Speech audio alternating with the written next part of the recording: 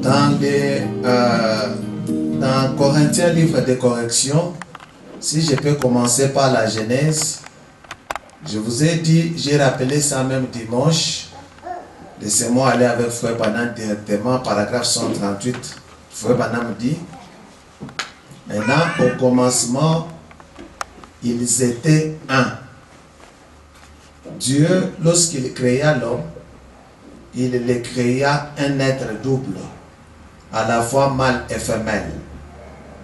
Il les sépara dans la chair, les plaça ici, sur la terre, dans la chair, mais la partie femelle était toujours esprit. C'est comme ça que ça a commencé. Amen, amen.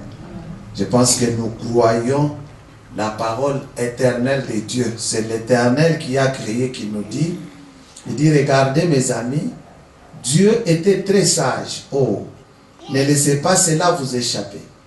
Dieu n'a jamais pris une poignée de poussière pour en faire Ève. Amen. Pour toutes les créatures de la terre, Dieu prenait la poussière, il a fait un lion. Il a pris encore une poignée de poussière, il a fait une lionne. Pour tous les animaux, pour tous les oiseaux. Mais quand nous arrivons à l'homme, Frère Branham dit, Dieu n'a jamais pris une poignée de poussière pour en faire une Ève. Elle a été créée différemment. Et elle n'est pas une création. Qu'est-ce que Frère Branham veut dire? Dans la création originelle, comme Dieu a créé toutes choses, la femme de l'homme, Dieu ne l'a pas créée comme ça. Amen. Frère Branham dit, elle est un sous-produit. Le produit original ou originel, c'est l'homme. Et la femme, c'est un sous-produit de l'homme. Et Dieu est allé là, dans le cœur d'Adam. Amen, amen. Cette côte, juste là, en dessous de son cœur. Et il a pris une côte pour en faire une femme.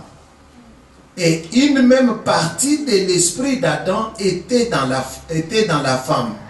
Et les deux sont un, une âme, un corps, un esprit. Amen. Nous devons militer pour garder ça comme ça. Il dit, ils forment une unité parfaite. Une véritable femme ne termine pas. Et un véritable mari, une véritable épouse, les deux sont un. Il dit, de qui cela est-il le type? De Christ. Cela est tiré de son sein, pas un sous-produit, pas une éclosion méthodiste, baptiste ou pentecôtiste. Non, messieurs, mais de son propre cœur, il a tiré sa bien-aimée qui est aussi pure et fidèle que possible. Elle est aussi fidèle qu'un lys. Regardez. Amen. Dieu a fait ça. Cela était le type. Dieu voulait montrer exactement comment Christ serait et son épouse. Voilà pourquoi l'épouse de Jésus-Christ n'est pas une autre personne à part. Elle sera la parole de Dieu. Elle sera l'esprit de Dieu. Amen, amen. Alors, avec les Écritures que nous avons lues, je veux que vous puissiez d'abord avoir ceci en pensée. Tel que vous êtes là et vos maris, chacune, faites pénétrer ça dans votre cœur. Vous êtes une partie de votre mari. C'est la révélation, c'est Dieu qui le dit et nous le croyons comme tel. Amen. Alors, dès que vous faites entrer ça en vous, les autres des choses vont suivre. Quelles que soient les difficultés, quels que soient les hauts et les bas, quand vous regardez cet homme-là, reconnaissez que mais cet homme-là, c'est moi, non? Je viens de cet homme. Mais d'où vient que nous commençons à nous tirailler, il y a des problèmes. Comprenez que quand tu as un problème, c'est le diable. Amen. Alors, j'intitule mon entretien avec vous, je parle sur une femme vertueuse. Amen, amen. Et la femme vertueuse, d'où est-ce que j'ai tiré ça? Je tire ça de la Bible, dans Proverbe 12, verset 4. La Bible dit ceci, écoutez, une femme vertueuse est la couronne de son mari, mais celle qui fait la honte est comme la carie dans ses os. La carie, c'est une maladie. C'est une maladie qui fait très mal. Quelqu'un qui a des os qui lui font mal tout le temps. Comprenez que la Bible compare une mauvaise femme à une carie dans les os du mari. Je prends encore Proverbe 19, 14. Pourquoi je vous parle de ceci? Mon souci, c'est que vous puissiez reconnaître ce que vous êtes et votre position.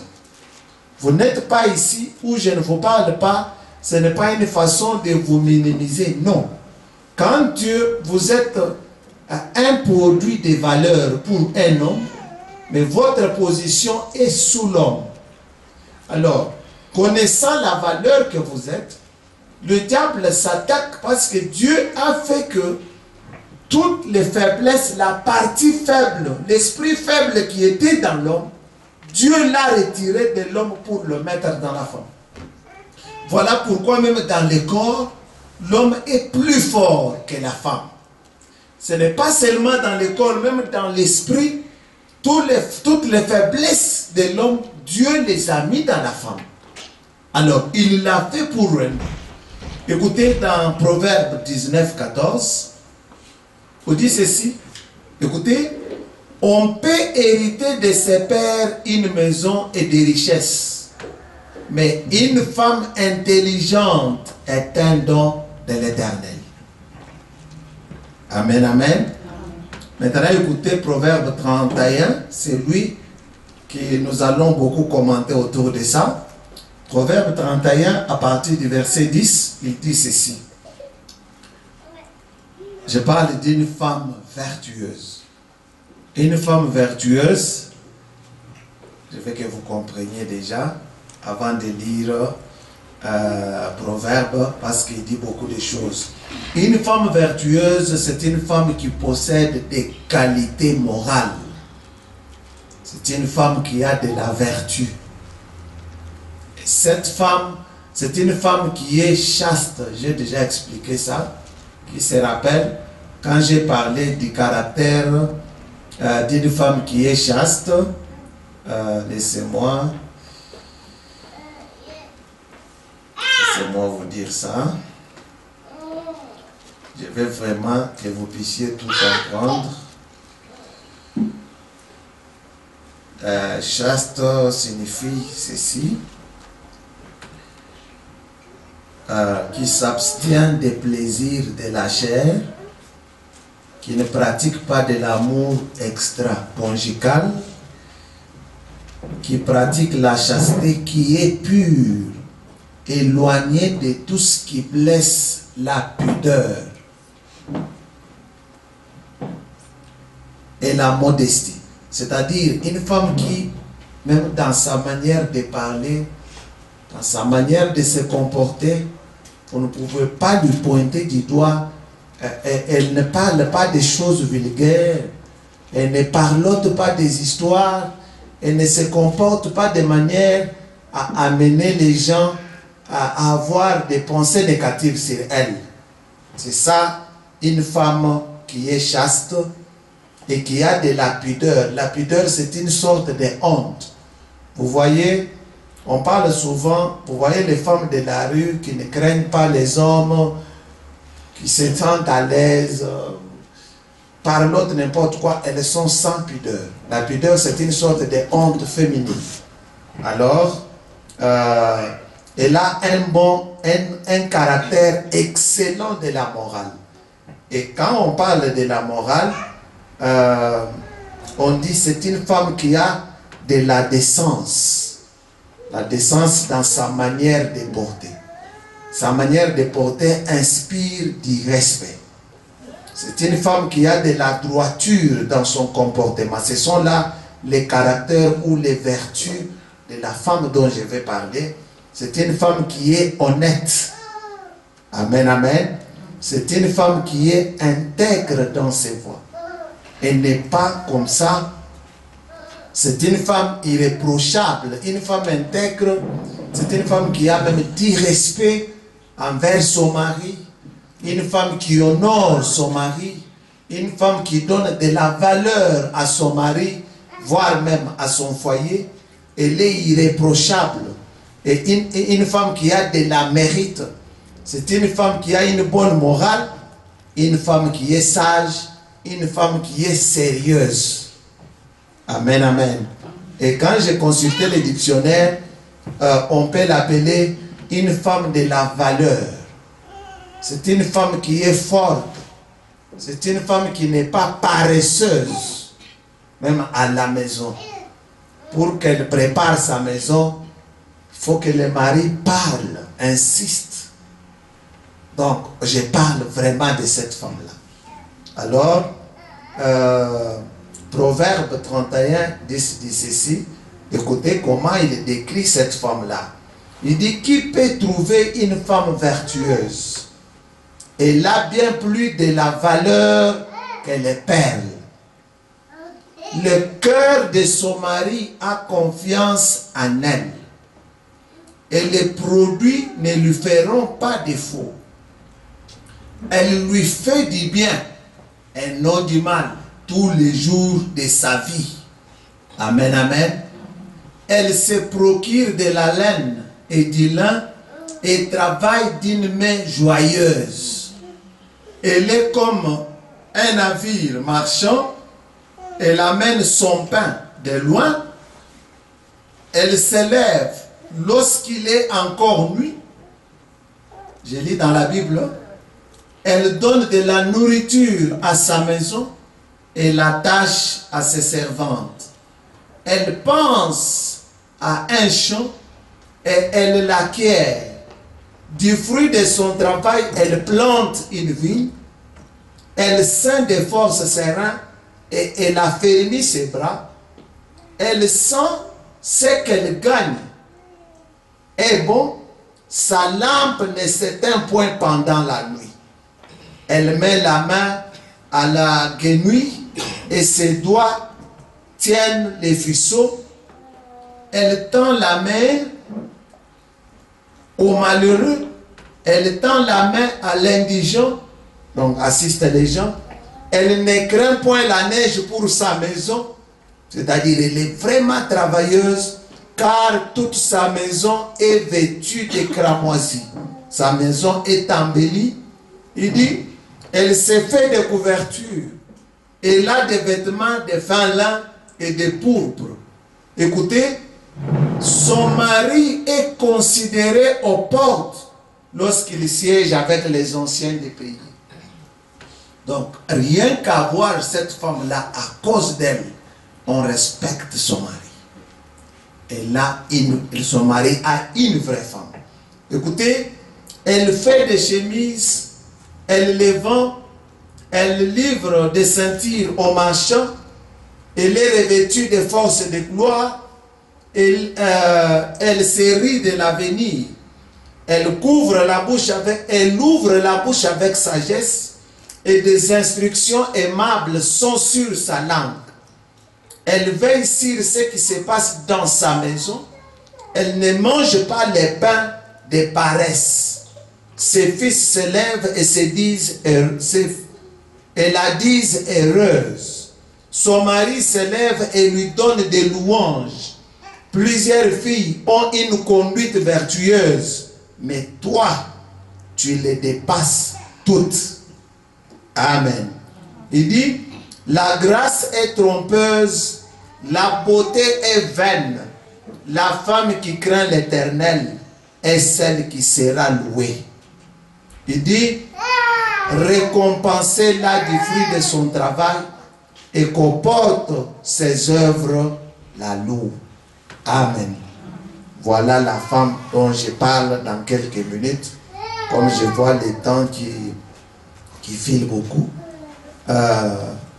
Cette pareille femme, Frère Branham dit dans la prédication mariage et divorce, il dit, remarquez, bon, la femme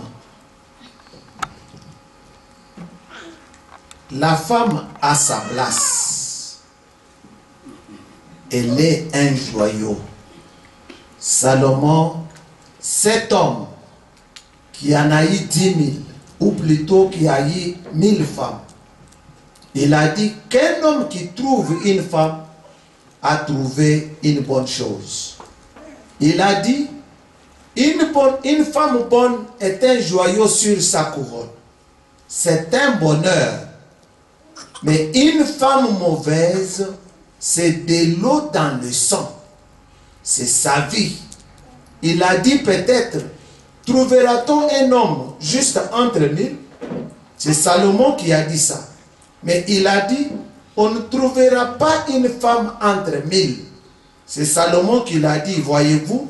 Mais remarquez, c'est ce qu'il en est. Quand Salomon dit ça, Frère Branham associe ça à la faiblesse de la femme. Je vous ai dit l'écriture où Frère Branham dit, le diable peut tenter sur 1000 et le temps de l'homme ne les trouve pas. Mais il peut tenter la femme, autant de fois elle trouve à cause de cette faiblesse. Il dit, mais voyez, femme, vous êtes un joyau si vous voulez être un joyau. Qui connaissent un joyau? Un joyau, c'est comme, laissez-moi parler d'une bonne fleur. C'est comme l'ornement que nous mettons sur les chapeaux, sur des couronnes. Vous voyez des perles là que l'on met.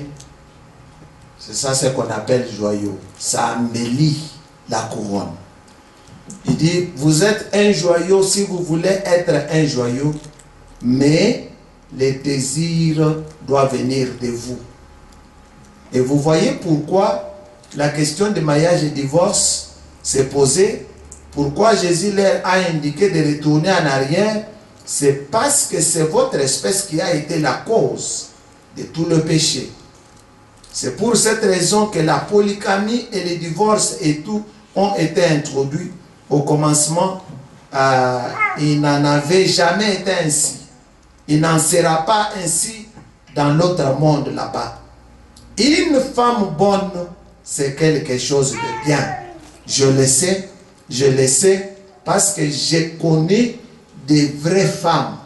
J'ai rencontré des vraies femmes qui sont des femmes véritables, qui sont aussi vraies que n'importe quel homme qui ait foulé cette terre. Amen. C'est Frère Branham qui vous loue pour montrer ce que vous êtes dans la vie d'un homme. Et vous devez vous sentir comme ça. Ne soyez pas distraite. Sentez-vous que vous êtes quelque chose de très important pour la vie d'un homme. Pourvu que vous acceptiez d'être ça. Et ne laissez jamais le diable faire entrer des choses qui feront que, au lieu que tu sois une bénédiction pour un homme, l'homme commence à te regarder, il se pose des questions, mais finalement, qu'est-ce que moi ici j'ai trouvé? Dans la prédication des signaux rouges, je vais lire en sautant, j'ai déjà lu ça, paragraphe 112, Frère Branham dit, ce n'est pas ici exactement, il dit, remarquez, en dehors du salut, il n'y a rien de mieux que Dieu puisse donner à un homme, sinon une bonne femme. Amen, amen. Il dit, personne ne peut consoler, personne ne peut réconforter un homme qui est fatigué. Il dit, il ne se confiera jamais à qui que ce soit comme à sa propre femme. Et vous, frères, vous pouvez vous estimer heureux si vous avez une gentille petite femme qui est pure. Dans les mots vertu ou la femme vertueuse, il y a aussi la pureté dedans. Il dit qu'il est pure, honnête et vertueuse. Et qui, au moment où vous rentrez à la maison fatigué, épuisé, et que vous vous asseyez, peut vous parler, peut faire plus pour vous que n'importe qui, c'est vrai. Elle est un joyau, elle est une reine. Amen. Je vous parle comme à mes sœurs. Quand on dit elle est une reine, effectivement vous êtes une reine. Mais il y a une chose qui fera que vous puissiez réellement occuper cette position-là. C'est quand vous essayez de tout votre mieux de remplir ces conditions ou les devoirs que Dieu vous a donnés dans la vie d'un homme. Pourquoi Dieu avait donné la femme à Adam? C'est parce qu'il a vu Adam solitaire. Il voyait les lions et la lionne qui sortent de là-bas, tous deux à deux. Il arrive à Adam, il trouve Adam solitaire. La solitude n'est pas une bonne chose. Quelquefois, elle donne des stress. Quelquefois, voilà pourquoi Dieu a donné Ève à Adam comme une consolation. Et quand même Adam a vu Ève, Adam s'est réjoui. Oh, voici cette fois-ci, celle qui est os de mes os et chair de ma chair. On l'appellera femme. Le mot femme veut dire qui a été tiré de l'homme. Amen. Alors comprenez que vous avez un rôle vis-à-vis de cet homme. Je sais que nous vivons dans un temps difficile. Le péché a atteint son comble. Il avait été prophétisé que les femmes au temps de la fin, amen, amen. Vous connaissez, nous vivons dans quel âge? Dans l'âge de la Odyssée. Amen. Vous connaissez ce que la Odyssée signifie? Le mot la Odyssée signifie les droits des femmes. Donc, c'était une prophétie. Dieu avait déjà vu que l'âge dans lequel nous vivons, c'est l'âge où les femmes monteront, quitteront leur place. Rappelez-vous, en 1933, Dieu a donné même à Frère Branham cette vision, parmi lesquelles il y avait une vision qui insistait et qui parlait des femmes. Amen, amen. À tel point que la femme va même s'élever au pouvoir dans l'état le plus puissant du monde. Et cela s'est accompli. C'est ainsi que nous voyons aujourd'hui, les femmes ont réclamé l'émancipation. L'émancipation, c'est-à-dire quoi? Non, nous voulons aussi être libres. Nous voulons aussi être comme les hommes. Oui, mais qu'est-ce que la parole dit? Après la chute, Dieu a dit, toi tes désirs se porteront vers ton mari, et ton mari dominera sur toi. Le mot dominera sur toi ne signifie pas comme un maître avec son esclave. Non, non. Vous comprenez mal. Dominer, c'est-à-dire quoi? Je prends les mots anglais. Je prends les mots anglais. C'est dans Genèse, chapitre 3. Je pense au verset 15.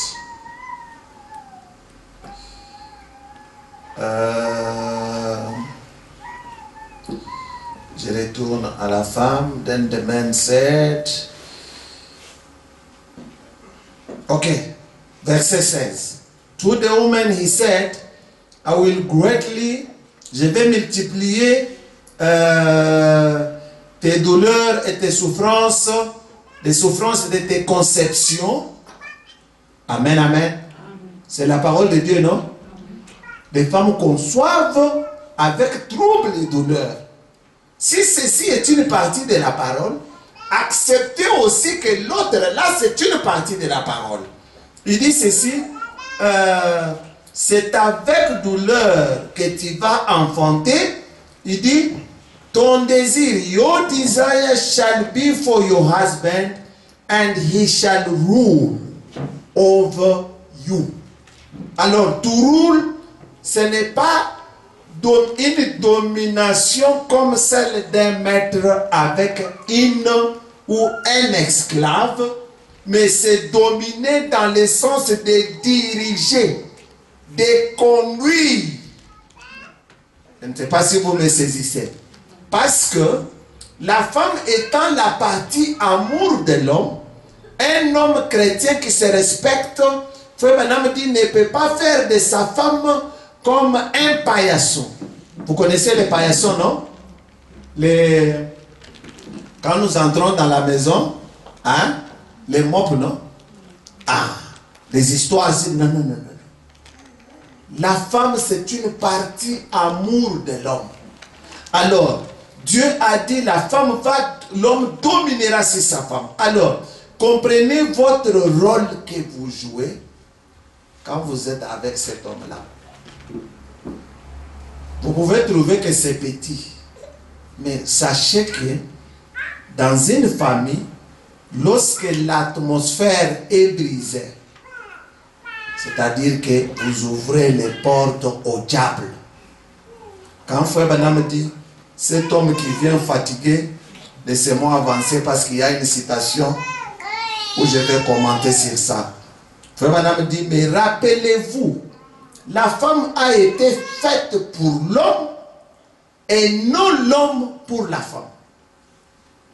C'est-à-dire, je vais vous lire encore une citation en bas ici. Vous, tel que vous êtes là, vous appartenez à quelqu'un. Ce n'est pas moi qui utilise ces mots, c'est Dieu. Vous êtes un cadeau que Dieu a fait à cet homme-là. Alors, en tant que tel, Frère Branham me dit, écoutez, l'homme est la dernière créature de Dieu, la femme est un sous-produit de l'homme. Elle est faite pour l'homme. C'est depuis la Bible, c'est dans 1 Corinthiens. C'est dans 1 Corinthiens 11, verset 9, vous allez lire. Il dit, l'homme n'a pas été fait pour la femme, c'est plutôt l'inverse. Il dit, et l'homme tombe à l'autel d'adoration de la femme. C'est exactement ce qui a déclenché, ainsi de suite, je saute. Il dit, et Ève est sortie, écoutez, c'est très important. Et Ève est sortie de l'abri de la parole de Dieu. C'est là la cause de tous les chagrins et de tous les cimetières. Chaque péché qui ait jamais été commis a commencé juste là. Et la chose est de nouveau là. Amen. Il dit, si vous vérifiez, chaque fois que Ève était avec son amant Adam, le serpent n'avait pas trouvé de place.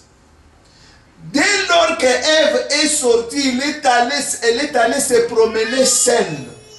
C'est là que le serpent l'a eu. Voilà pourquoi, oui, on peut connaître quelque chose. Faites tout votre effort pour rester à la place que Dieu vous a donnée. Restez avec votre mari. Restez sous les instructions de votre mari pour éviter que le diable ne vous tente. Amen. Je lis encore quelque part là. Je vais sauter. J'ai déjà expliqué ce que c'est qu'une vertu. Ok. Alors, la question est de savoir, comme une femme vertueuse, je vous ai lu les caractéristiques d'une femme vertueuse. Comment mener une vie heureuse avec mon mari et rendre ma famille heureuse? Ça, je vais sursauter parce que je vous ai parlé de beaucoup de choses. J'ai parlé de la soumission, j'ai parlé du respect, j'ai parlé de l'obéissance. Laissez-moi vous dire, ces choses que je vous dis ici, si vous respectez ça, vous serez heureuse. Vous allez vous épargner de tous les troubles possibles. Parce que la soumission véritable engendre le respect. C'est la parole de Dieu qui a dit que chaque homme dans Ephésiens 5, que tout homme aime sa femme et que chaque femme respecte son mari. Vous vous rappelez ce mercredi-là, je vous ai expliqué ce que c'est que la soumission. C'est rester sous les ordres, sous la conduite, sous le leadership de ton mari. C'est lui qui commande, c'est lui qui oriente, c'est lui qui donne des directives dans son foyer.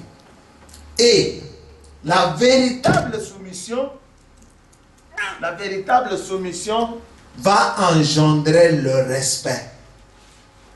Je pense que j'ai expliqué ces jours-là pour vous montrer ce qu'était que le respect. Est-ce que vous avez besoin que je puisse revenir là-dessus? Je vais vraiment gagner le temps pour dire autre chose, comme nous avons commencé en retard. Respectez votre mari. Écoutez, Frère Branham dit, respecter c'est quoi? C'est donner de la valeur. Voilà, je suis là. Respecter c'est dans le même sens qu'honorer. Respecter c'est donner de l'honneur, de la considération. Ah, j'allais me tromper. C'est comme un mot me venait déjà dans une autre langue.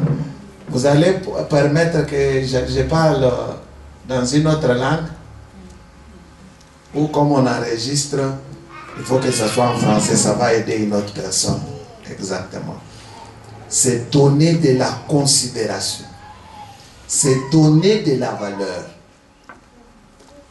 Vous savez, un jour j'étais au Congo, je disais à mon épouse, commence à faire ceci chaque jour.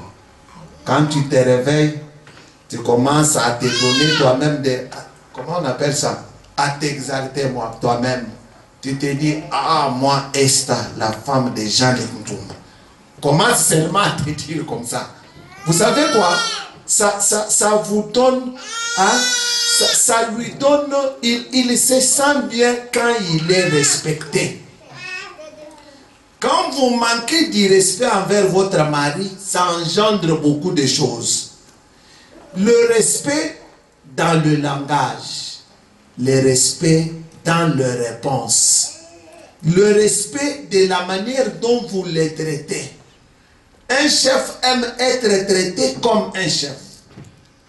Le respect, même dans vos réponses, même si cet homme-là t'a grondé, oui, c'est ton chef. Mais une vraie femme va faire quoi? Quand l'homme monte ici, toi aussi tu montes là-bas. Finalement, il y aura une collision et il y aura du feu. Amen. Mais quand l'homme monte, ne t'en fais pas. Non, pasteur, mais lui est trop monté, mais tu ne sais pas comment le descendre. Pour le descendre, toi commence par descendre d'abord. Comme ça, quand tu descends, lui trouvera que non, mais moi je suis resté au sel. Tu le verras seulement, puis il descend seul. Pourquoi? Parce que toi, tu as adopté l'attitude qu'il faut. Quand l'homme parle, monte. Toi aussi, tu montes. Vous n'aboutirez nulle part. Mes frères et mes soeurs, évitons l'attitude de la Odyssée et surtout dans ces pays de l'enfer où nous sommes. Vivez, vous pouvez vivre avec votre mari en ami. Mais cela ne fait pas que tu puisses ignorer ta position et la position de ton mari. Ayez toujours la présence d'esprit pour comprendre, ah, quand mon mari commence à monter, ah, non, mais ici il est monté, je dois prendre garde, que je le laisse d'abord parler, et au moment opportun, je répondrai quand c'est le temps. Quelquefois, où est-ce que nous manquons? Tu as vu ton mari a posé un acte. Sur place, tu réagis. Tu peux n'avoir pas parlé. Tu deviens... On commence à t'appeler Charlotte. Thérèse. Ton mari est dans la chambre. Toi, tu es dans la cuisine. Je m'excuse, hein? Je vais citer n'importe quel nom. Je ne dis pas que c'est toi. Ok? On dit par exemple, Thérèse, hein? Tu y es déjà plein. Mais une femme ne peut pas faire ça. Une femme vertueuse. On respecte ton mari dans les coins des rues.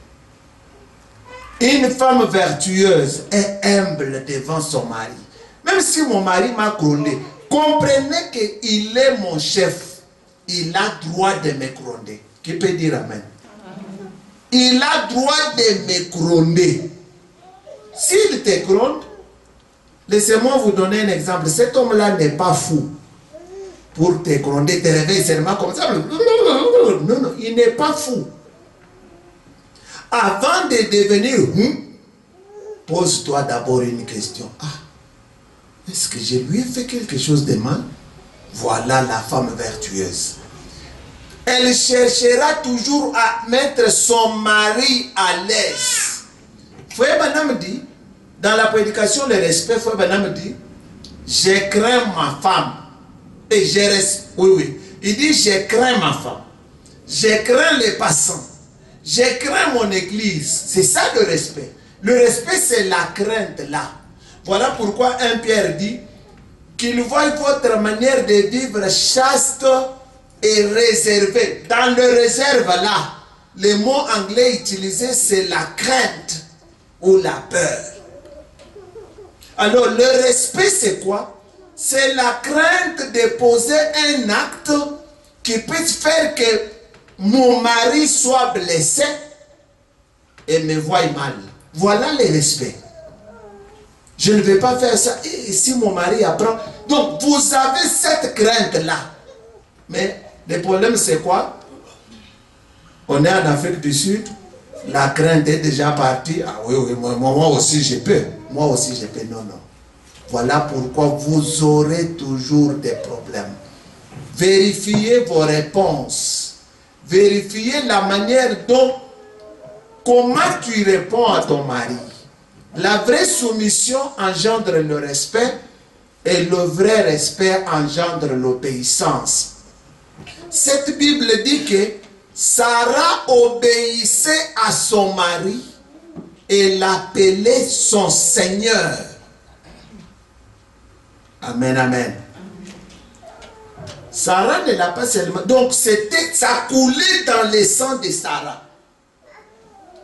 Quand Elohim est allé chez Abraham, il dit à Abraham, je reviendrai à toi à cette même époque et Sarah, ta femme, aura un fils. Sarah a ri dans son cœur. La Bible dit dans Genèse 10 ceci, Sarah a dit, c'est dans Genèse 18, 12, Sarah a dit, ah, je suis déjà vieille et mon Seigneur aussi est déjà vieux. Amen, amen. Quelle considération. Et vous pensez qu'un homme comme ça, même s'il est un homme fou, même s'il est un homme méchant, qui n'a pas de considération vers sa femme, et il trouve seulement un tel respect, il vient te gronder. Il ne te grondera jamais. Amen. Laissez-moi passer ici. Voilà. Je voulais dire toujours cette citation, elle m'a beaucoup échappé. Aujourd'hui, j'ai dit quand même, je vais sauter pour aller loin. Exposé de cet âge de l'Église, l'âge de Thyatire, page 214. Frère Banam dit ceci. Il dit, chose fort remarquable, le nom de Thyatire signifie femme dominatrice.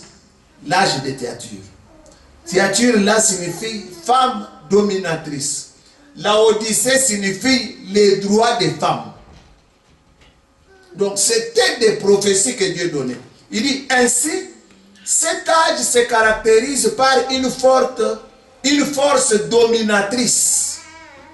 Une force brute qui envahit tout, qui soumet tout et qui exerce un contrôle despotique. Oubliez ces mots-là. Frère Banam dit, or, une femme dominatrice, est-ce que vous comprenez femme dominatrice? Dieu a dit à la femme, ton mari dominera sur toi. La femme dit, non, non, moi je vais dominer sur le mari. Ou je vais être égal. Dieu a dit, La femme vertueuse n'est pas comme ça. La femme vertueuse, son mari la loue, ses enfants la louent, tout. Il dit, or, une femme dominatrice, c'est la pure de toutes les calamités. Si jamais il y a une souffrance dans la vie d'un homme, c'est avoir une femme comme ça. Il dit, Salomon, l'homme le plus sage que le monde ait jamais connu, disait, je me suis appliqué dans mon cœur à connaître, à sonder, à chercher la sagesse et la raison des choses, à connaître la folie et la méchanceté et la stupidité de la sottise. Et j'ai trouvé plus amer que la mort la femme dont le cœur est un piège et un filet. Il dit, et dont les mains sont des liens, celui qui est agréable à Dieu lui échappe, mais le pécheur est pris par elle. Frère Branham dit, voici ce que j'ai trouvé, dit Ecclésiaste. En examinant les choses une à une pour en saisir la raison, voici ce que mon âme cherche encore. Et je n'ai point trouvé, j'ai trouvé un homme entre mille, mais je n'ai pas trouvé une femme d'entre elles toutes. C'est dans Ecclésiaste 7, 25 à 28. Paul disait, je ne permets pas à la femme d'enseigner, ni de prendre l'autorité. Amen. C'est dans 1 Timothée 2, 12. Il dit, depuis le jardin d'Éden, la femme a toujours été tentée de prendre le contrôle de l'homme. Et ce qu'elle a d'ailleurs réussi à faire. Aujourd'hui même, nous sommes dans le monde de la femme, témoin de la déesse de l'Amérique. Je pars à page 215. Frère Branham dit, oh, la femme n'est pas faite pour avoir un tempérament de fer. Amen. L'homme se fâche à la maison, la femme se fâche. La femme fait des 100 pas dans la maison, l'homme fait aussi des 100 pas dans la maison. La femme monte, toi tu montes. Finalement, vous partez où?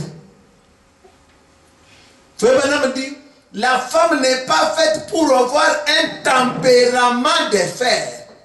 D'après l'Écriture, elle doit être soumise à l'homme. Cela lui est ordonné. Une femme qui est féminine, comme il se doit, qui est entièrement femme, aura ce genre de tempérament-là, sans être un paillasson. Aucun homme qui se respecte, ne ferait d'une femme un paillasson.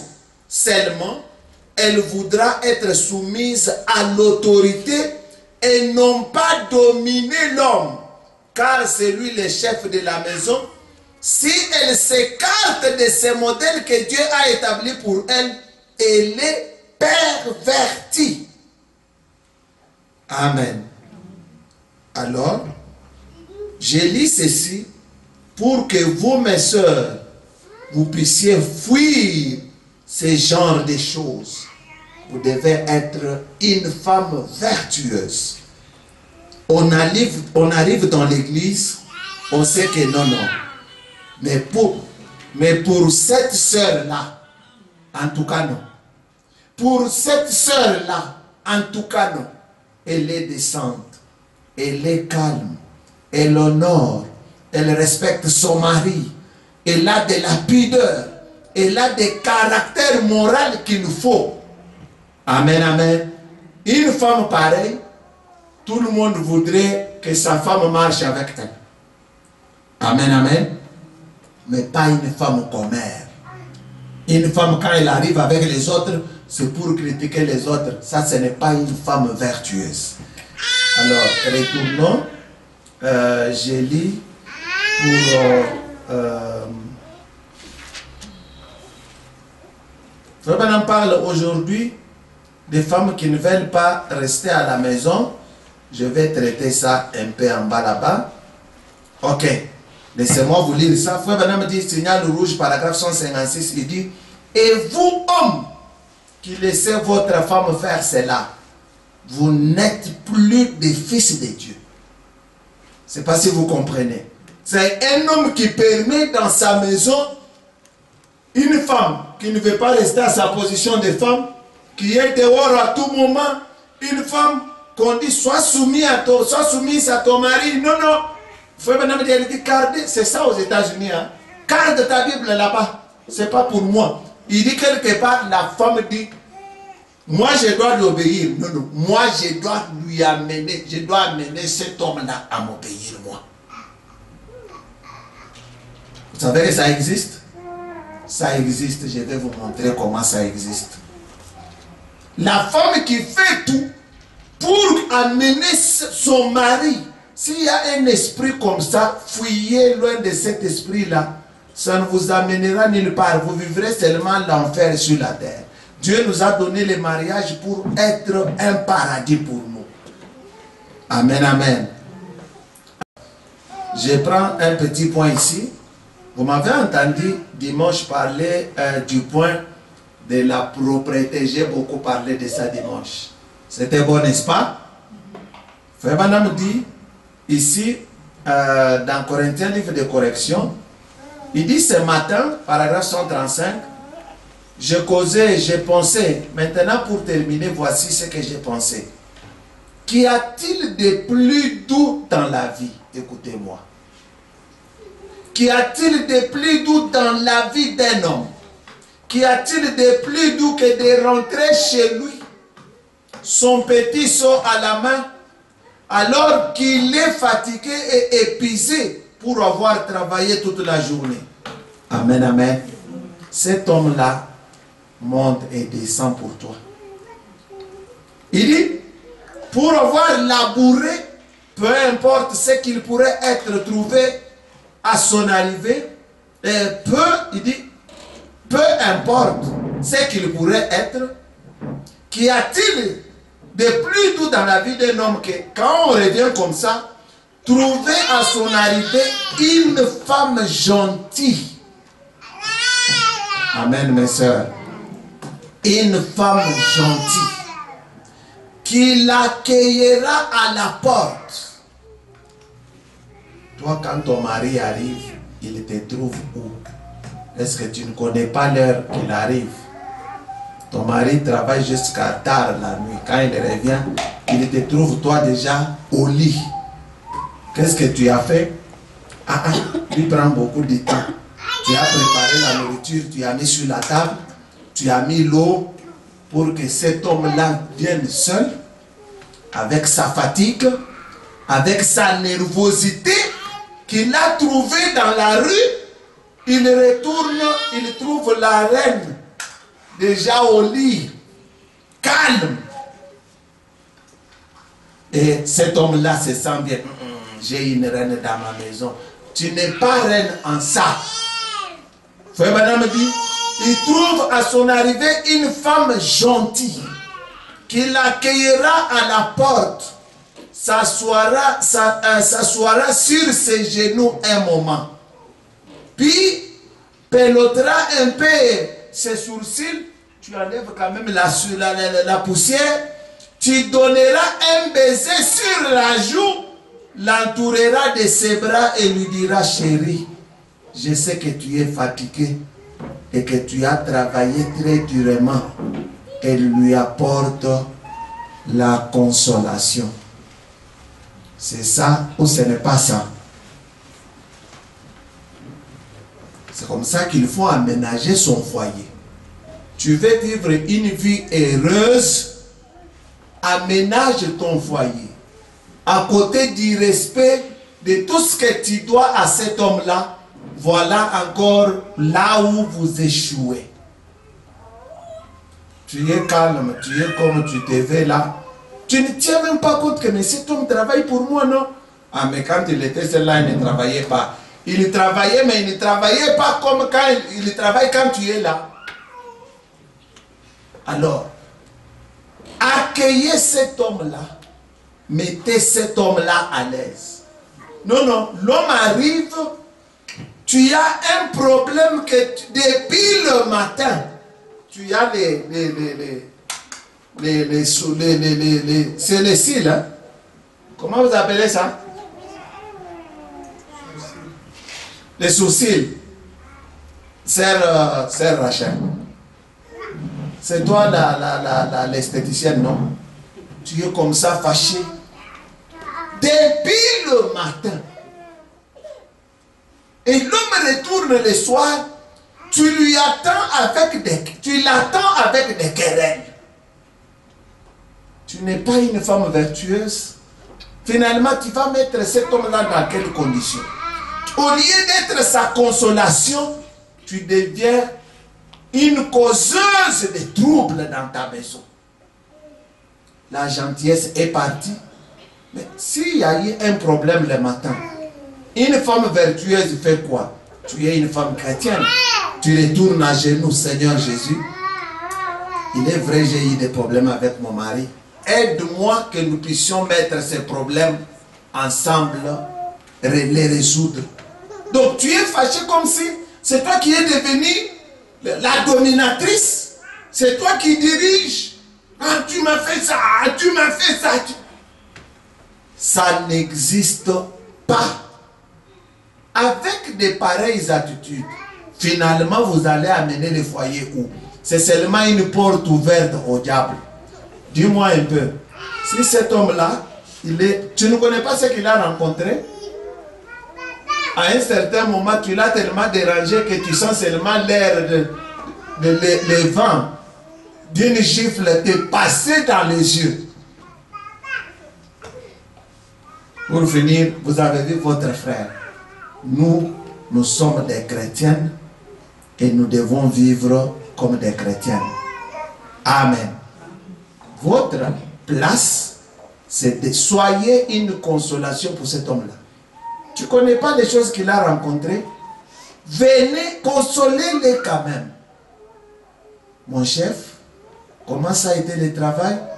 Comment aujourd'hui, s'il fait la livraison, tu as fait combien de courses? Est-ce que c'était bon? Dis-moi un peu. Donc, tu les consoles. Fouet Banam dit, écoutez comment Fouet Banam dit, au paragraphe 136, il dit, combien il est sûr que ces bras qui l'entourent est exclusivement sien. C'est le sien, jamais il n'entoure aucun autre homme et ni n'a d'autre désir.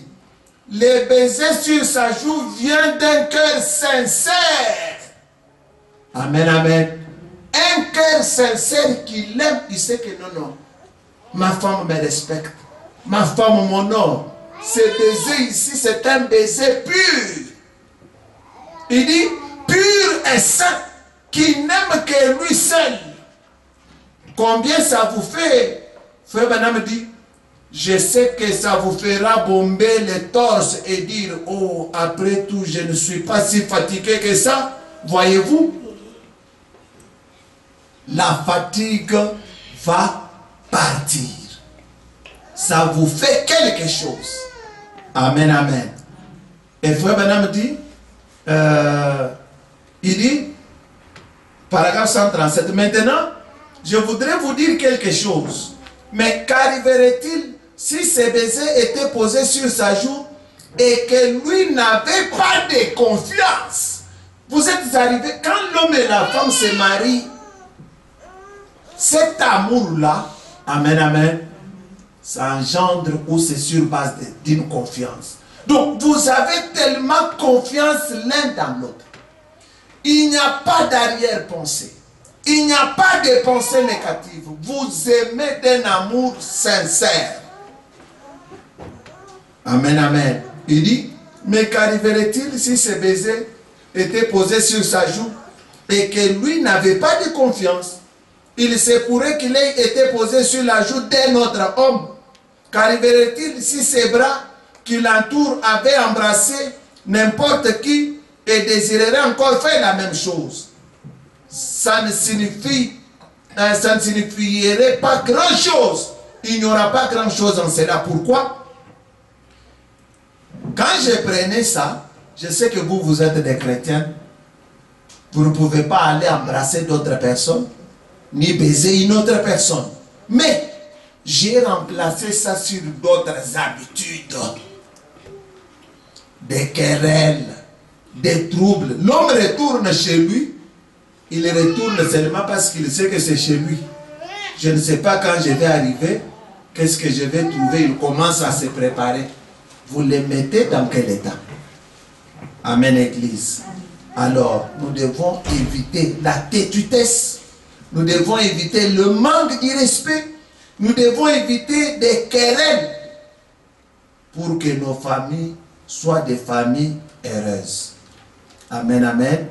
Frère Branham dit, quand vous êtes une femme vertueuse, paragraphe 147, il dit, peu importe que vous ayez une belle apparence ou non, vous l'aimez et vous exprimez cela, c'est alors que vous deux devenez un.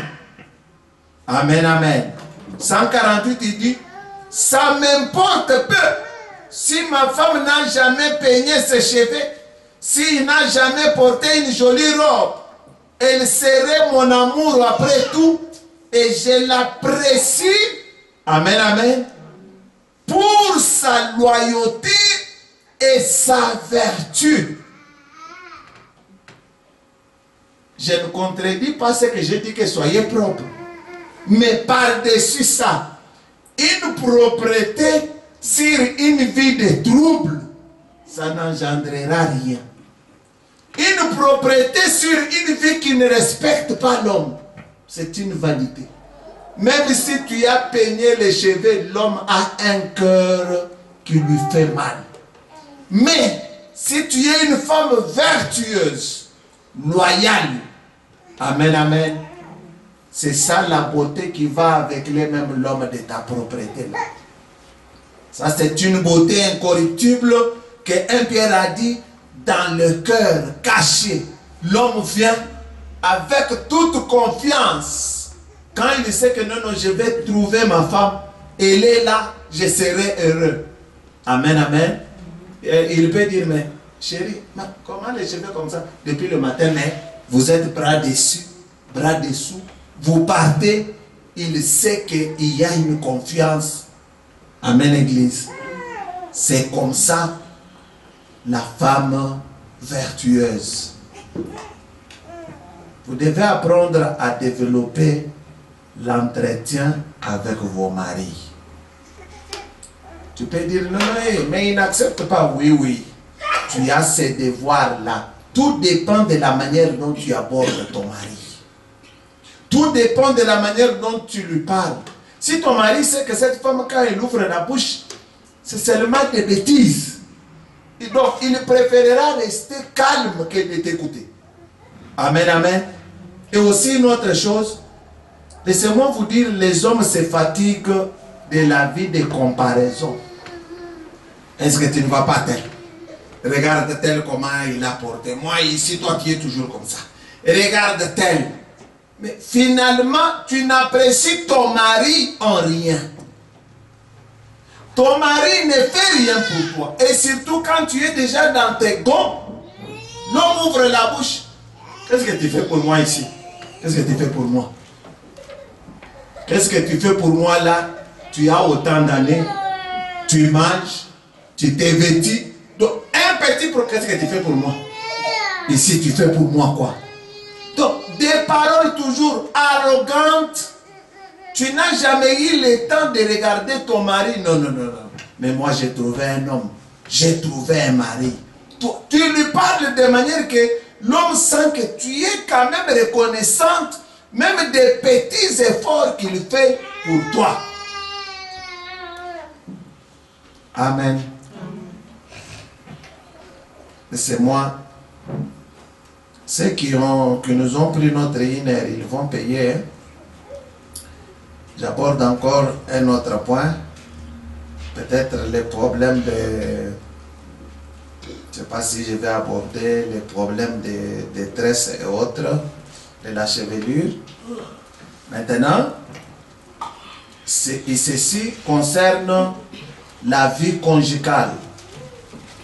Frère Branham dit ceci, je lis, écoutez, je touche le point, parle du point qui touche la vie conjugale, qui est aussi source, une grande source de troubles dans nos foyers. Vous trouvez l'homme et la femme, ils se querellent du matin au soir. Aujourd'hui, pasteur, cette sœur, pasteur, ton frère. Ah, tu poses des questions, mais tu ne vois rien. Pasteur, pasteur. Finalement, quand tu ouvres bien les yeux, tu trouves non, il y a un problème. Écoutez ce que la Bible dit ici. Je vais passer ça. Je lis dans 1 Corinthiens 7. Je vais juste éclairer quelque chose est passé. Suivez. Je sais que avec vous, je ne vais pas vraiment entrer en profondeur sur ça. Ce sont les frères avec qui je parlerai beaucoup sur ça. Il dit, pour ce qui concerne les choses au sujet desquelles vous m'avez écrit, je pense qu'il est bon pour l'homme de ne point toucher des femmes. Toutefois, pour éviter la débauche, que chacun ait sa femme, que chaque femme ait son mari. Il dit, écoutez, verset 3, non, je ne vais pas lire à partir d'ici. Je prends cette version, elle est vraiment très claire et bonne. Je lis dans la Bible, je pense que c'est la version, ça doit être le semeur. Je lis dans la Bible, version les semeurs, 1 Corinthiens 7. Ok, à partir du verset 1er. J'en viens à présent au problème que vous soulevez dans vos lettres. C'est une excellente chose. Dites-vous qu'un homme se passe de la femme. Il dit, cependant, pour éviter l'immoralité, c'est ça la débauche, il est préférable que chaque homme ait sa femme et que chaque femme ait son mari. Écoutez, que le mari accorde à sa femme ce qu'il lui doit et que la femme agisse de même envers son mari. Il dit, car le corps de la femme ne lui appartient plus, il est à son mari. De même, le corps du mari ne lui appartient plus, il est à sa femme. Amen. Il dit, ne vous refusez donc pas l'un l'autre. Vous pouvez certes, en plein accord, l'un avec l'autre. Je lis ça ici, dans la version Louise Descamps. Ne vous privez pas l'un l'autre, si ce n'est d'un commun accord pour un temps afin de vaquer à la prière, puis retourner ensemble de peur que Satan ne vous tente en raison de votre manque de maîtrise. Le Seigneur dit, ne vous refusez donc pas l'un l'autre. Voilà. Je te cherchais, j'ai bien cherché dans ma pensée. Je me dis, mais il est où? Ne vous refusez donc pas l'un l'autre. Vous pouvez certes, en plein accord, l'un avec l'autre, renoncer pour un temps à vos relations conjugales afin de vous consacrer davantage à la prière. Mais après cela, reprenez vos rapports comme auparavant. Est-ce que vous m'écoutez? Vous m'écoutez, mes soeurs? Il dit ceci, il ne faut pas donner à Satan l'occasion de vous tenter par votre incapacité à dominer vos instincts ou vos désirs, disons ça. Il dit, notez bien qu'il s'agit là d'une concession et nullement un ordre. pour dire vivez et restez ensemble seulement quand il faut prier. Paul dit, je n'en fais pas un ordre. Mais nous allons suivre comment notre prophète interprète cette écriture. Il dit, je voudrais bien que tout le monde soit comme moi, mais chacun reçoit de Dieu son don particulier. L'un le mariage, l'autre le célibat. J'aimerais cependant dire aux veufs et aux veuves que c'est une bonne chose de continuer à vivre seul comme moi. Écoutez, toutefois, s'ils ne peuvent pas se maîtriser en ces domaines, qu'ils se marient, car vaut mieux se marier que de se consumer en désir insatisfait. Amen. Louis II dit, mieux vaut se marier que de brûler. Amen, amen. Je vais lire Frère Branham. Écoutez d'abord dans question-réponse numéro 1. Paragraphe question 269. Écoutez ce que Frère Branham dit. Non, ce n'est pas une question. La question qui lui est posée, quelqu'un lui a dit, Frère Branham, je n'arrive pas vraiment à m'abandonner à Christ. Frère Branham répond, paragraphe 269, écoutez. Il dit, laissez-moi terminer le temps qui reste avec ceci. Vous n'arrivez pas à vous abandonner à Jésus. Voyez-vous, je ne sais pas si c'est une femme ou un homme ou une femme. Je ne saurais dire qui. Dieu sait cela. Maintenant, Frère Branham dit, paragraphe 270, il dit, vous n'arrivez pas à vous abandonner à Jésus. Pourquoi? Que se passe-t-il? Maintenant, écoutez, il s'adresse aux femmes. Il dit, si vous êtes une femme, ne devez-vous pas vous abandonner à votre mari en tant qu'épouse? Amen, amen. Il dit, lui abandonnez tout ce que vous êtes.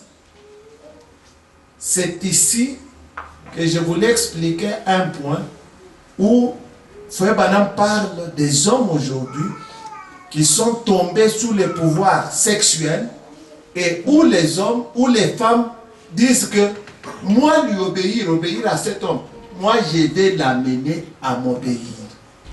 Quelquefois c'est à ce point, c'est un point chaud dans nos maisons qui fait que tu trouves une sœur qui punit son mari dans la maison par des caprices sur les lits, à tel point que l'homme se trouve là, il ne sait pas quoi faire. C'est quoi? Je vais lui prouver. Je vais lui prouver. Non. La Bible dit, lorsque nous sommes déjà mariés, mon corps ne m'appartient pas, mon corps appartient à ma femme. Amen. Le corps de ma femme ne lui appartient pas, son corps m'appartient. Et Frère Branham me dit ceci, écoutez, si vous êtes une femme, ne devez-vous pas vous abandonner à votre mari en tant qu'épouse? Il utilise bien les mots abandonner. Abandonner, c'est-à-dire tout ce que vous êtes, vous devez vous abandonner à votre mari comme son épouse. Frère Branham dit ceci, lui abandonnez tout ce que vous êtes. Lorsque vous êtes marié, vous étiez une petite dame vertueuse et vous aviez combattu toute votre vie pour rester vertueuse. Ici, Frère Branham parle des 3 vertus que Dieu a données à la femme. La féminité sacrée, c'est-à-dire la vie d'une femme et sa relation par rapport à la vie des hommes. Une femme qui ne devait pas être une femme facile, être touchée par n'importe quel homme. Et vous avez fait ça dans toute votre vie pour vous garder féminine. Il parle de la virginité sacrée, d'une femme qui ne devait aller qu'avec son mari qui va l'épouser. Et il parle de la maternité sacrée, une femme qui ne va mettre au monde qu'avec son propre mari. Maintenant il dit, vous avez combattu toute votre vie pour rester vertueuse. Mais un jour, vous avez trouvé l'homme que vous aimiez. Amen, amen. Vous êtes entièrement, Frère Branham me dit, vous êtes entièrement sienne. Il dit, les choses pour lesquelles vous aviez combattu toute cette lutte-là, combattu toute votre vie pour essayer de vivre une vie irréprochable, pure et vertueuse. Maintenant, vous cédez tout cela à ce seul homme. C'est cet homme-là qui peut te toucher. C'est cet homme-là qui peut aller avec toi. C'est cet homme-là qui peut mettre au monde avec toi comme ton mari que tu as aimé. Frère Branham dit, n'est-ce pas vrai?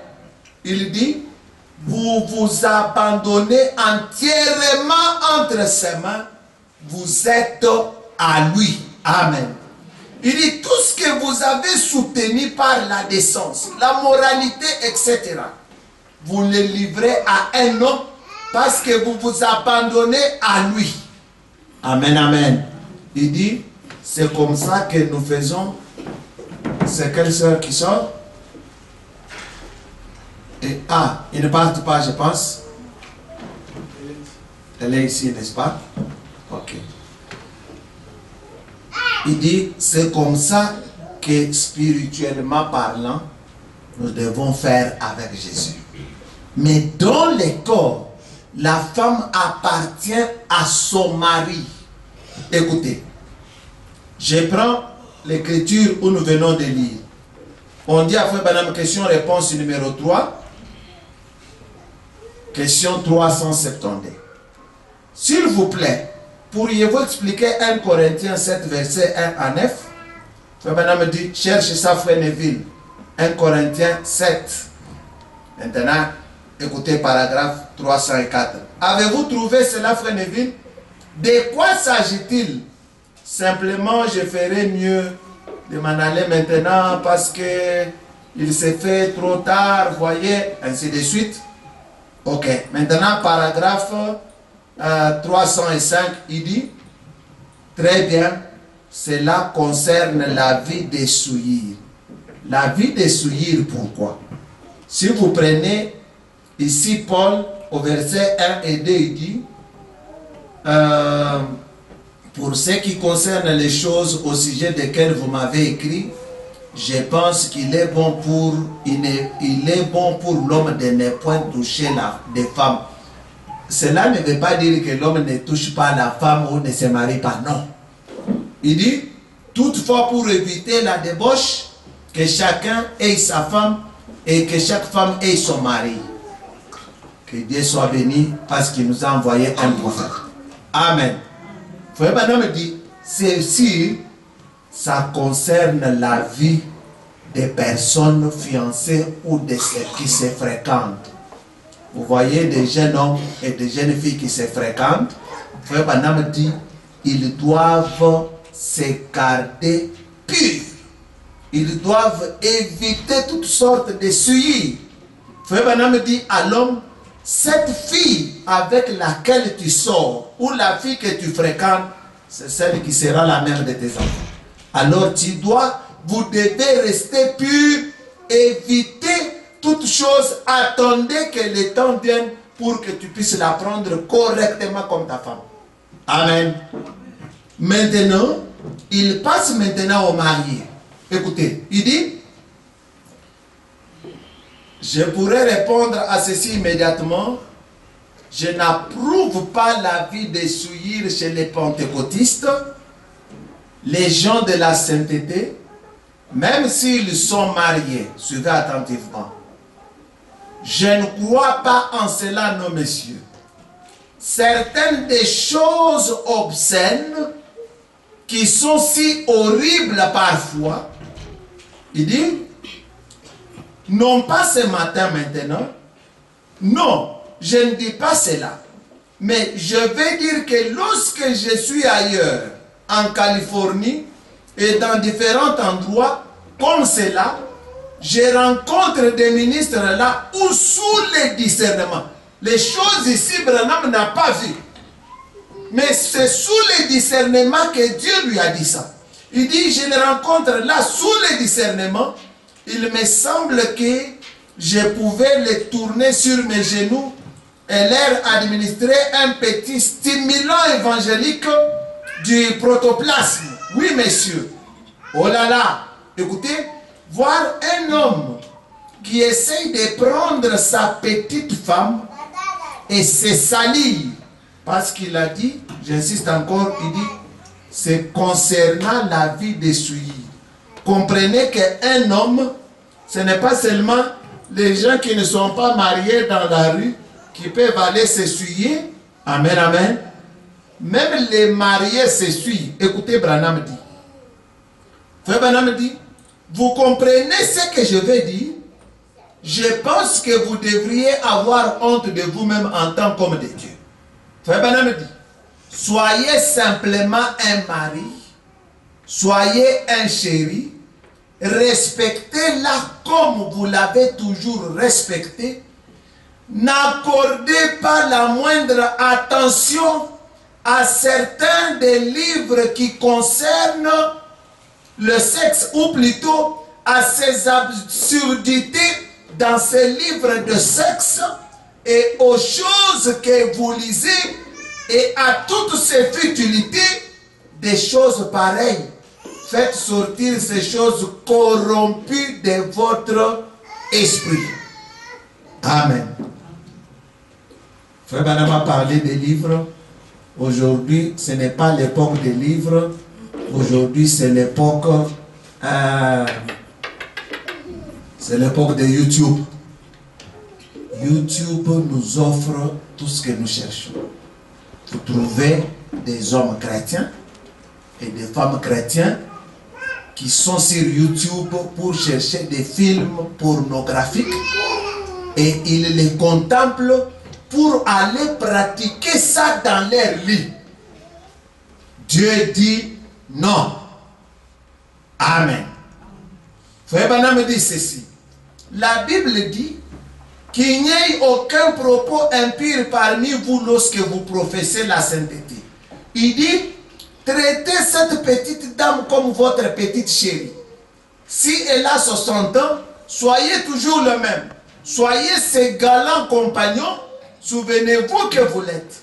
N'ayez aucune de ces nouvelles choses. Et je sais de quoi je parle. Et soyez simplement un mari, un véritable frère, un véritable chrétien. Je sais que cela semble, vous êtes mes enfants, à vous, j'ai le droit de dire ce que je veux. Voyez-vous, vous êtes mes enfants, vivez correctement. En d'autres termes, Branham interdit toutes les pratiques dont nous avons aujourd'hui la facilité d'aller voir sur le film, sur YouTube, sur Facebook. Les diables peuvent venir nous tenter, nous regardent. Même les sœurs, même les frères, nous devons éviter ça. Dieu dit c'est de la souillure. Amen. Frère Branham dit, et vous femmes, vivez d'une manière correcte vis-à-vis de votre mari. Et vous, mari, menez une vie correcte vis-à-vis de votre femme. Soyez fidèles l'un avec l'autre. Je n'ai pas dit, là c'est moi qui ai dit. Il dit, soyez très très gentils. Respectez-vous l'un l'autre. Simplement dans vos rapports conjugaux et les choses de ce genre, écoutez, que ça soit empreint de tout respect et de toute la sainteté possible. Amen. Frère Branham dit que ça soit convenu entre vous. C'est là Branham qui interprète ce que Paul dit. Restez ensemble, sauf convenez-vous peut-être pour vaquer à la prière. Frère Branham dit que ça soit empreint de tout le respect, de toute la sainteté possible et que ça soit convenu entre vous. Ne forcez jamais et ne bousculez pas ne soyez pas grossières et vulgaires. Amen, amen. Les filles de Dieu et les fils de Dieu, il n'est pas bon qu'on arrive dans vos foyers, on trouve un trouble. Vous n'allez pas dire au pasteur, mais le pasteur le saura enfin. Écoutez lui, écoutez elle, la femme a pris une décision, comme lui, il me fait ça, je l'aurai. Je l'aurai où? Je l'aurai au lit. Il me cherchera, il ne me trouvera jamais. Une fille de Dieu ne peut pas faire ça. Amen. Frère Branham dit ceci. Il dit, soyez compréhensifs. Parlez à votre femme. Si vous avez une certaine nature et elle une autre, parlez-en avec elle. Amen, amen. Je pense que nous sommes des adultes, nous comprenons ce que Frère Branham conseille. On ne peut pas nous quereller pour nos rapports conjugaux. Ce dont nous avons besoin, Branham dit, entendez-vous. Peut-être ton mari a une autre nature, toi tu as une autre nature. Soyez ensemble, vous êtes des enfants de Dieu et convenez-vous de la manière que vous devez marcher. Parce que si vous ne vous convenez pas, nous allons aboutir à des querelles. Frère Branham dit, vous sœurs, essayez de faire la même chose avec lui. Et de la même manière, comprenez-vous l'un l'autre et soyez de vrais gentlemen chrétiens et de vraies dames chrétiennes. Soyez un frère et une sœur l'un envers l'autre.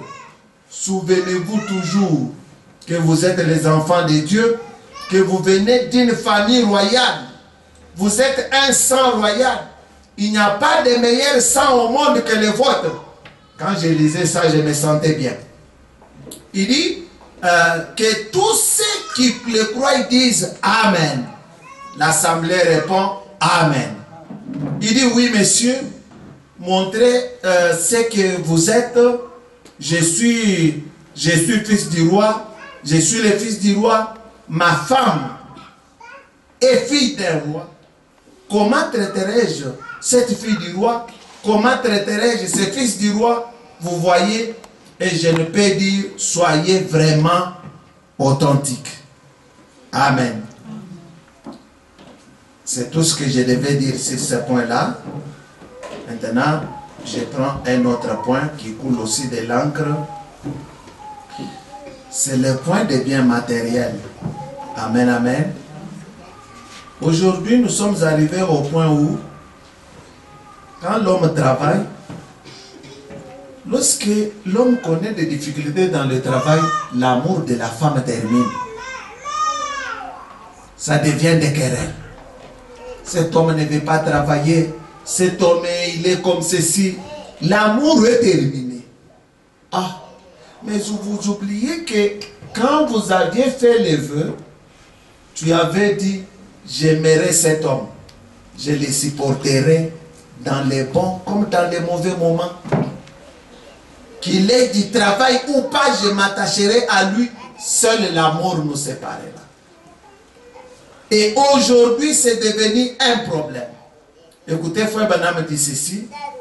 Frère Branham dit, il raconte lui-même comment il s'était d'abord marié.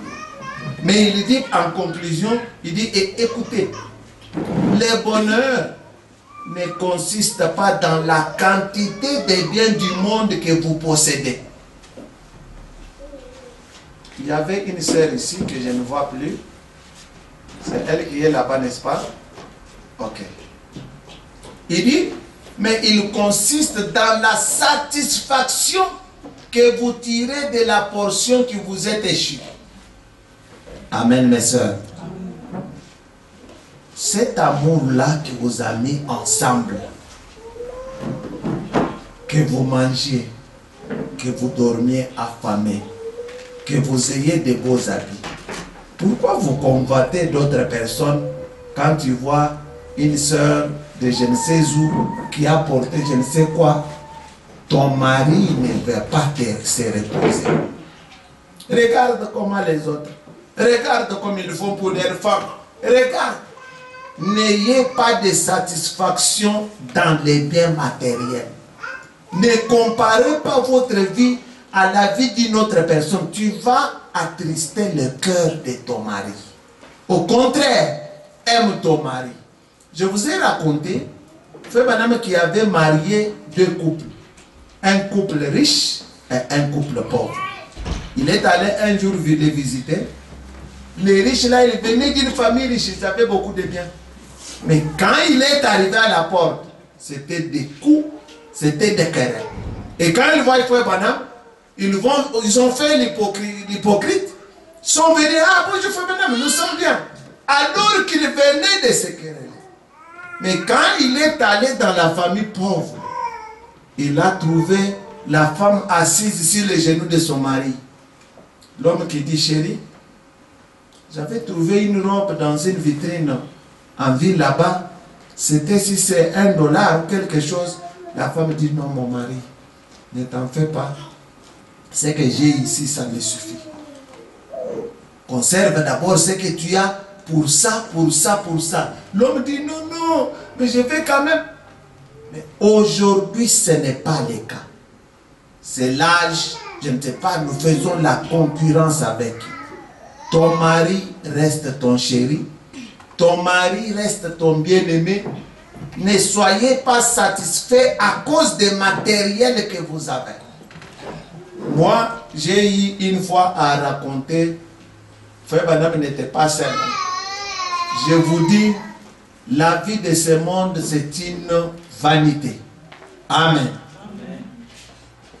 Tel que je suis, j'ai épousé, j'avais une grande maison, j'avais des biens de la maison, mais on n'a pas fait 2 ans. 2 ans après, nous nous sommes retrouvés dans une petite maison comme ça, où pour sortir de la chambre, il fallait d'abord prendre la mousse soulevée comme ça, pour que la porte s'ouvre et vous avez l'occasion de sortir. Toutes les grosses chaises qu'on avait là, il n'y avait plus. C'est les jours-là que la vie de la terre m'a dégoûté. J'ai béni le Seigneur parce que j'ai trouvé satisfaction en Christ. Amen. Et je me suis dit, mais j'avais des grandes chaises et de ceci. Maintenant, où ça y est?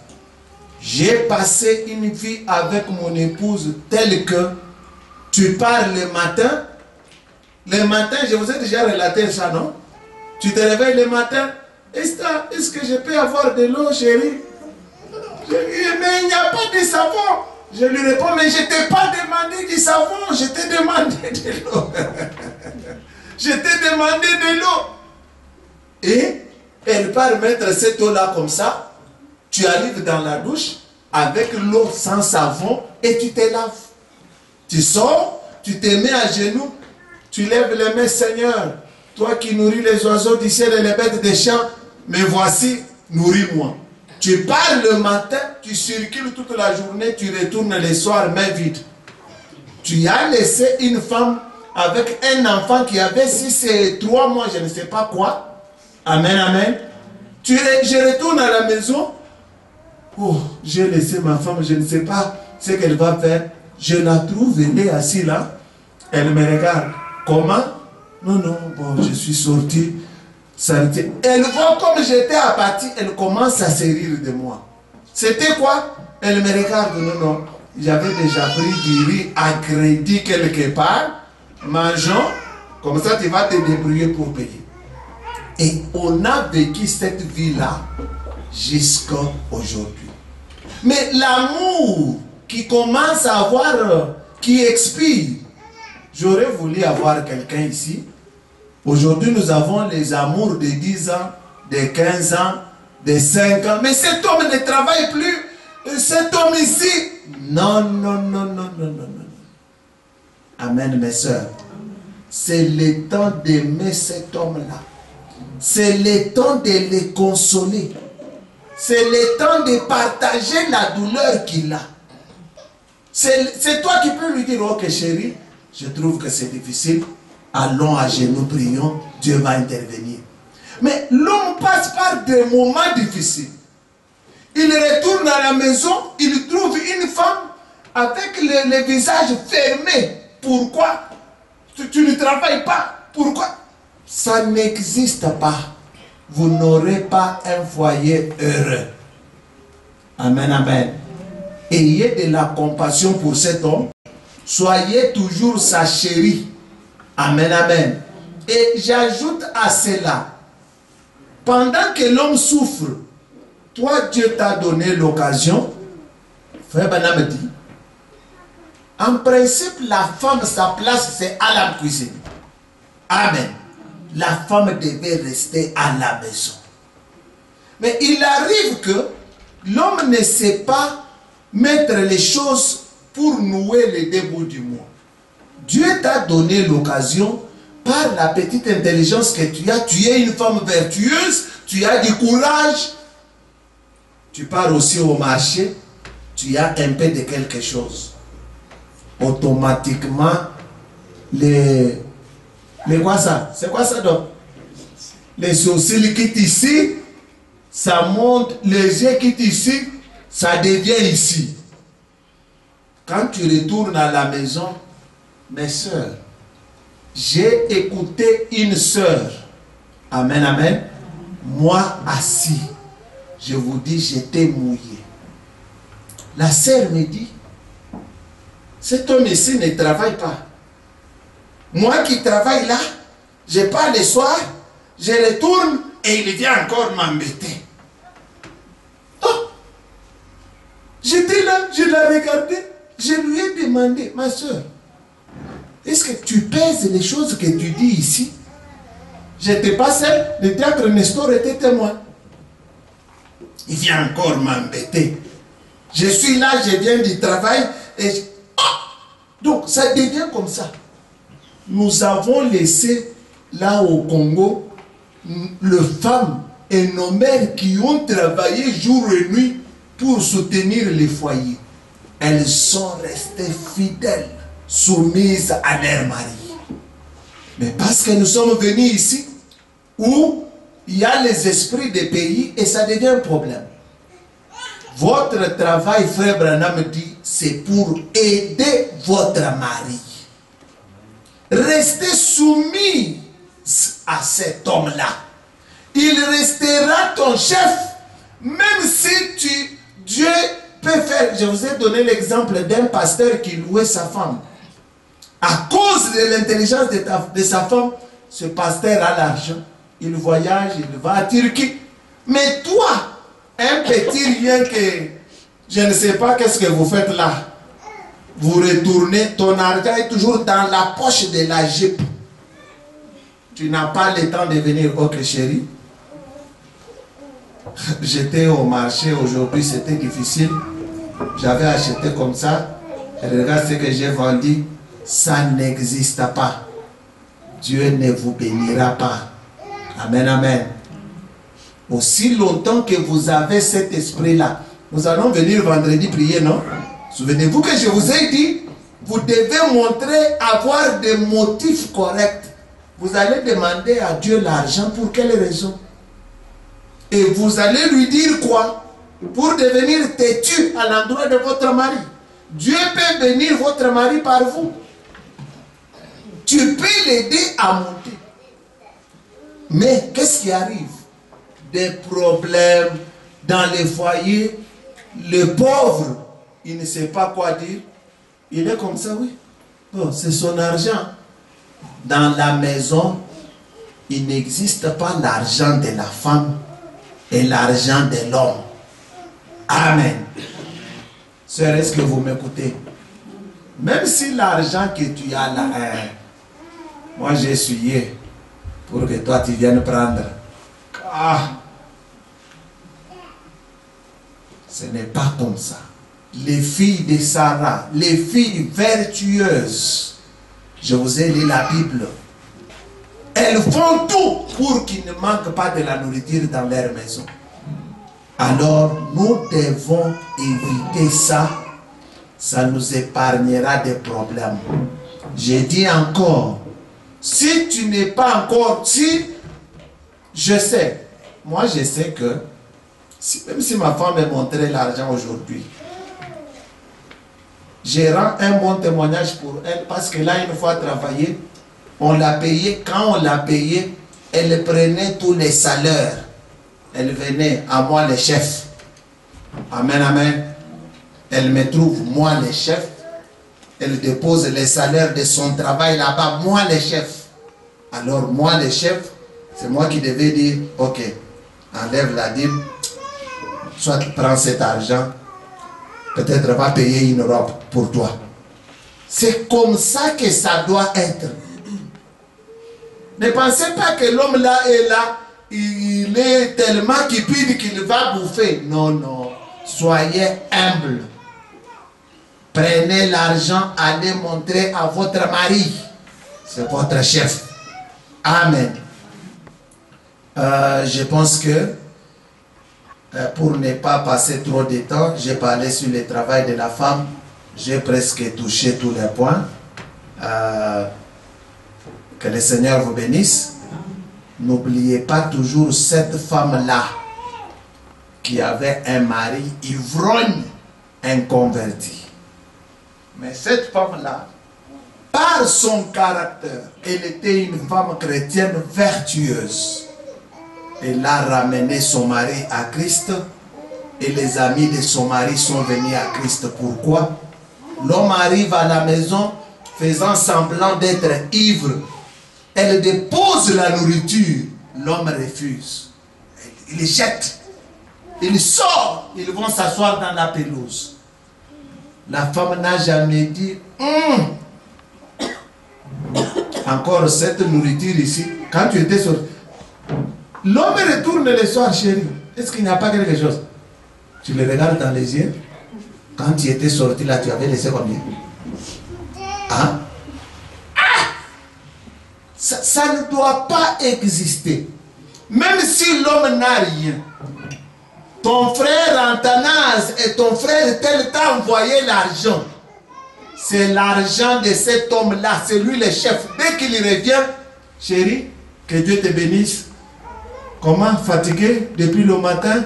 Tu n'as rien eu? Ok, assois-toi. Ok, tu veux de l'eau? Tu prépares de l'eau. Non, non, la douche est prête. Est-ce que tu lui donnes la nourriture? Tu sais quoi? Dieu nous a bénis aujourd'hui. Quand tu étais parti là, Athanas m'a envoyé 50 reines.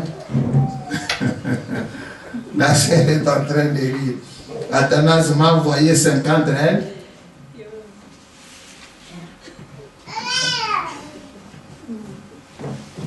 Il ne faut pas regarder votre mari dans les yeux. Tu le regardes comme ça. Tu avais laissé combien? Ah, chérie, est-ce qu'il n'y a pas... Le condiment c'est terminé. Hein, le condiment c'est terminé. Tu avais laissé l'argent. Les femmes vertueuses. Dieu a besoin des chrétiennes. Je vous dis ces choses. Si vous les respectez, nous allons mener une vie heureuse. Est-ce que ce n'est pas ça? Acclamons le Seigneur. Ok, je pense que je peux m'arrêter là. Les problèmes de détresse et autres, Dieu connaît. Peut-être le pasteur Jean va s'en charger. Comme je vous ai dit, Frère Branham a mis de l'équilibre. Les soucis de Frère Branham, c'était de nous voir loin du monde et loin de la mode. Amen, amen. Je vous ai dit, en conclusion, Frère Branham a dit, gardez votre chevelure longue. Ne la coupez pas, c'est ce que Dieu veut. 2. Arrangez votre chevelure comme vous voulez. Amen. Mais ne ressemblez pas au monde. Amen, amen. Soyez des filles de Dieu équilibrées. Ne soyez pas tout ce que vous voyez sur Facebook, sur YouTube. Ça vous plaît. Mais finalement, dans ton cœur, il y a Christ ou il y a le monde. Amen, amen. Et là, vous allez nous réserver les droits. Là, je vais donner au pasteur Jean les droits, au diacre les droits. Les jours où ils verront quelque chose qui cloche. Non, non, ça tu as exagéré, sœur. Va t'arranger. Il ne faut pas te fâcher. arranger votre chevelure. Frère Branham dit, je le lisais aujourd'hui, tout dépend du motif qu'il y a dans ton cœur. Pourquoi tu mets ces choses-là? Pourquoi tu fais ceci? Est-ce que quand tu les mets, tu as quel sentiment? Frère Branham dit, si tu vois la chose là, commence à prendre de l'emprise sur toi. Amen, amen. Tu ne peux pas rester sans mettre postiche. Toi, chaque fois, il y a quelque chose qui ne va pas. Tu dois remplir ton cœur de Dieu. Que Dieu vous bénisse. Avant de vous passer le micro pour les questions, inclinons nos têtes, je prie. Seigneur Jésus, Dieu tendre Père, considérant le temps que j'avais, Seigneur, j'ai parlé à mes sœurs comme mes sœurs. Je crois, Seigneur, que ceci produira du bon résultat et que c'est une semence qui est plantée dans leur cœur. Ce sont les conseils divins, les conseils qui donnent la vie et la paix. Assiste à chacun, aide chacun à bien garder et gérer son mariage et sa famille, à être une femme vertueuse. Au nom de Jésus, j'ai prié avec foi. Amen. Est-ce qu'il peut y avoir une question? N'ayez pas honte, c'est entre nous. Si vous avez une question, posez-la. Je suis là pour vous aider.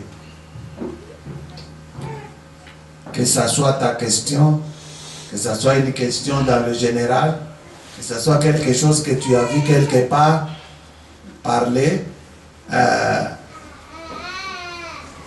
Je sais que nous allons vous aider dans les quelques minutes qui restent.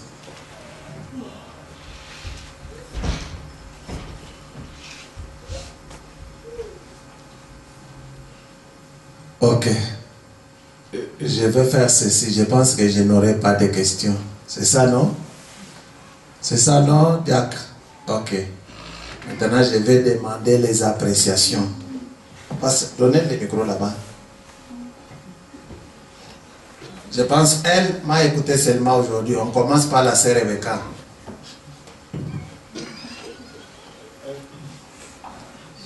Oui?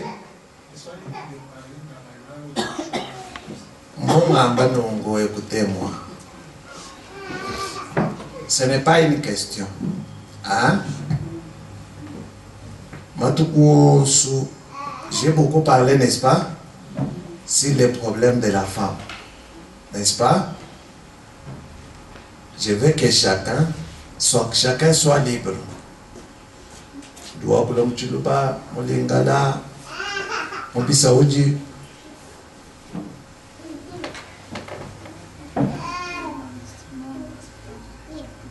Ok. Comme mettez pause.